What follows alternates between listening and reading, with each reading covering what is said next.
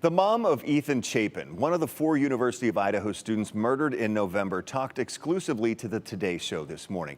She told Savannah Guthrie she does not plan to attend the trial of the man accused of the murders, Bryan Kohberger.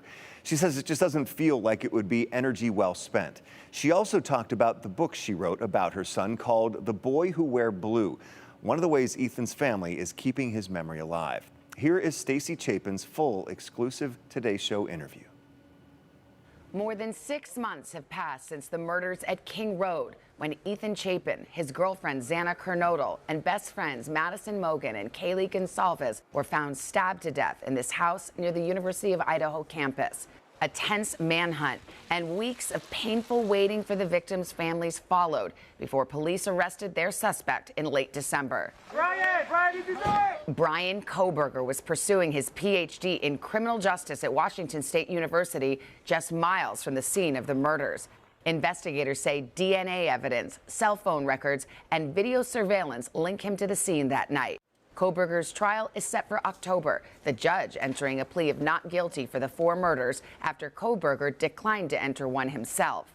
Ethan Chapin's family has watched from afar while holding close their memories of a beloved son and brother. He loved everybody and everybody loved him.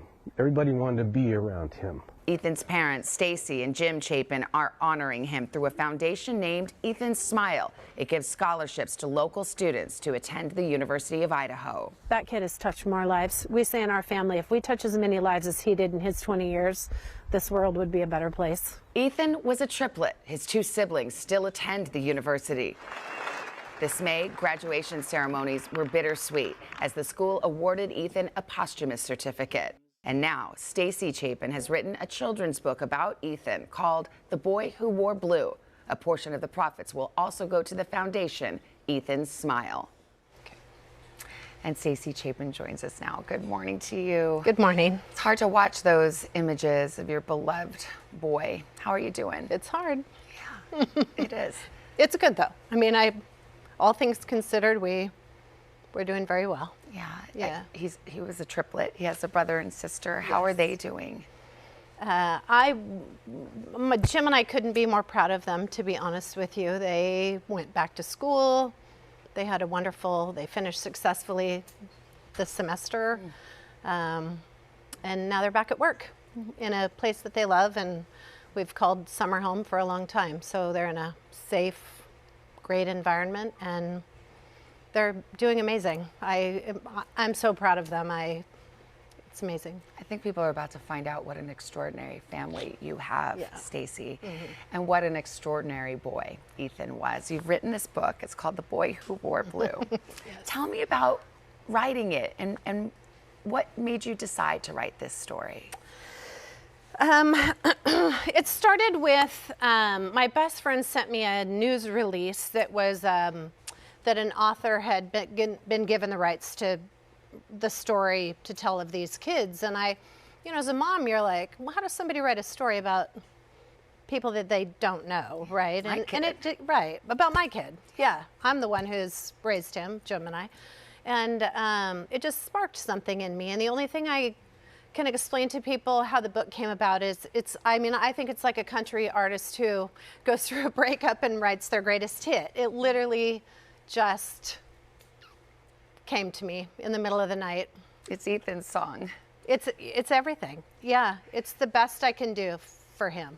I love The Boy Who Wore Blue. You had triplets, and you learn in the book that when they were little, they used to each wear a color. They did. And that's how you told them apart when they were babies. And he was the one who wore blue. He was the blue. He was a very special young man. Everybody says it. Tell me about him. Yeah. He was that way from the very beginning, to be honest. He was born happy. He was just magnanimous, kind of. I don't know really how to explain it. What we find more interesting is how many lives he touched that we didn't even know existed. It's incredible. I mean, I tell people if I touch as many lives in my lifetime as he did in 20 years, he just swarmed to every room. He had a wonderful smile. You hear in those stories now, people are calling you and saying, I remember when Ethan did this or that. Yes, or strangers. Yeah. The strangers have been amazing who have come up to us, and it always started the same way. You know, you don't know me, but I have this story to tell you. Yeah. What does that do for you? Is it comforting? Is it hard to kind of share your grief with this high-profile story and it's so public? We learned I mean, our family has always tried to help everybody, and we came upon the Sigma Chi boys the morning after. And in that moment, we realized that not only, you know, that it wasn't just, I mean, our family healed one way, but everybody needed to heal from this. And we saw it in an instant, kind of seeing all of his friends. And it's just gone from there. It's literally, we've been reached by people across the world. And it just, we can see that everybody needs to heal from it, and it feels good. You have extraordinary strength. Yeah. You and your husband seem to have this resolve. You say if people want to talk to you about it, Yep. it's okay to talk about. Yes. It's not the elephant in the room. Yes. You want to talk about Ethan. Yes. Where does that come from, that strength, when you're dealing with the unimaginable?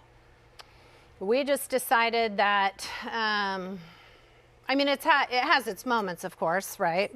But we get up every morning and we just decided that the best thing we can do is put our best foot forward, mostly for Maisie and Hunter. They deserve it. I mean, they didn't deserve this. And so they deserve still the best life that we can give them. And that is really our strength. It drives us. We literally get up and, you know, have coffee and then say, all right, we're going to go forward. I was so struck by something you wrote. It was on social media earlier this year. You said, we spend no time being angry. That would be energy not well spent. Yep. And it still wouldn't change the outcome. Yep. We have to look ahead. Yes. That's your philosophy. Yes. It doesn't change the outcome. Even, you know, even looking ahead at the, you know, the trial coming up in October now, we choose to not, it does not change the outcome of our family, and it's energy that we need to put into healing our kids and, you know, getting back to a new family dynamic and working on that. And so we let the prosecutors do their job, and we do our job in our family. Do you think you'll come to the trial and No. attend it? Nope. Yeah. Too hard. It doesn't change the outcome. Yeah. It just is energy that doesn't feel like it's well spent. Yeah. You know, there's other places to put it. So. Ethan, as we said, was such an extraordinary young man, one of those light up the room type of people. Yep. What would you want the world to know about him? Now they know his name. What do you want them to know about him? Honestly, I think the world sees it in the photos. I mean, you know, he's become this just, look at him, we're looking at his pictures. He was just the greatest kid. Everybody loved him. He was warm, he was inclusive, he was the kid you wanted to hang out with, you know, anywhere he was. He would play any sport, he'd play any cribbage game. I mean, he just was always game to participate in anything with a big smile and a warm heart. He was kind.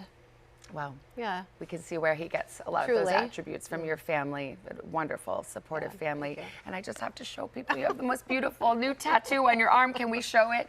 It's his handwriting. I love you, Mom, Ethan. It's beautiful. It's from McCarty.